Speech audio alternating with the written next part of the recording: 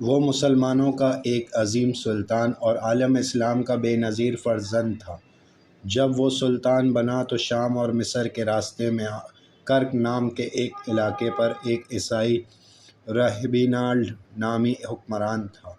کرک کا یہ حکمران رہبینالڈ خلاف معاہدہ حرکتیں کرنے کے لیے بڑا بدنام تھا۔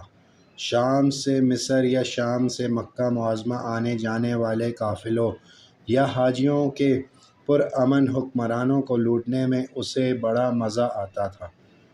1198 میں جب کہ سالہ کا دور تھا، مسلمانوں کا ایک قافلہ اس کے علاقے کے پاس سے گزرا اور قریب ہی ایک بڑے میدان میں اطمینان سے خیمہ زن ہوا، اس لیے کہ وہ دور صالح کا تھا۔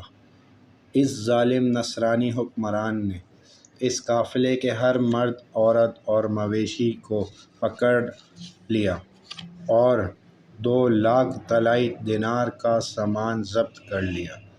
ان دونوں بیت المقدس یعنی یروشلم کا عیسائی حکمران بالڈن تھا۔ اس نے کرک کے حکمران کے خلاف احتجاج کیا اور اپنا نمائندہ بھیجا تاکہ مسلمانوں کا چھینا ہوا سامان واپس کر دے اور مسلمان قیدیوں کو آزاد کر دے، لیکن اس نے بیت المقدس کے شاہی قاصد کی بھی توہین کی اور کہا ماننے سے انکار کر دیا۔ اس کے بعد 1183 میں اس نے ایسی ہی ایک حرکت کی۔ اس نے صالح کے زمانے میں ایک لشکر کے ساتھ مدینہ منورہ پر حملہ آور ہونے کی جسارت کی۔ اس کے بعد تیسرا واقعہ پیش آیا 1182 میں، جب کہ مسلمانوں اور نصرانی کے درمیان امن کا معاہدہ ہو چکا تھا اور شام اور مصر کے درمیان قافلے آزادی سے سفر کرنے لگے تھے۔ کرک کے اس حکمران ریجینالڈ مسلمان تاجروں کی ایک جماعت پر یک بیک جھپٹا اور ان کا بہت سامان لوٹ لیا۔ کہتے ہیں اس قافلے میں مسلمانوں کے سلطان کی ایک بہن بھی سفر کر رہی تھی۔ قافلے والوں نے جب کرک کے حکمران ریجینالڈ سے احتجاج کیا تو اس نے پرانے دور کے عیسائی راہبوں کا سا جواب دیا اور کہنے لگا، کیونکہ تم محمد صلی اللہ علیہ وسلم پر بھروسہ کیے ہوئے ہو، لہٰذا ان کو بلواؤ، وہی تمہیں آ کر بچائیں گے۔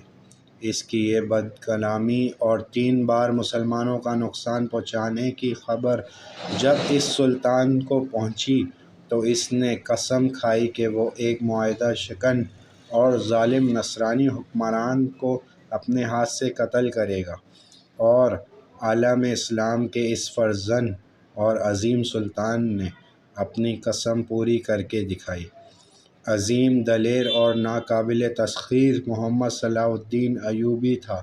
مسلمان امام اسلام اور مسلمانوں کا درد رکھنے والا یہ سلطان جب سلطان نور الدین زنگی کے بعد مسلمانوں کا سلطان بنا، اس وقت فلسطین کے اکثر و بیشتر علاقوں پر یورپ کے عیسائی اور صلیبی زبردستی قبضہ کر چکے تھے۔ مسلمانوں کی ان دونوں چھوٹی چھوٹی ریاستیں تھیں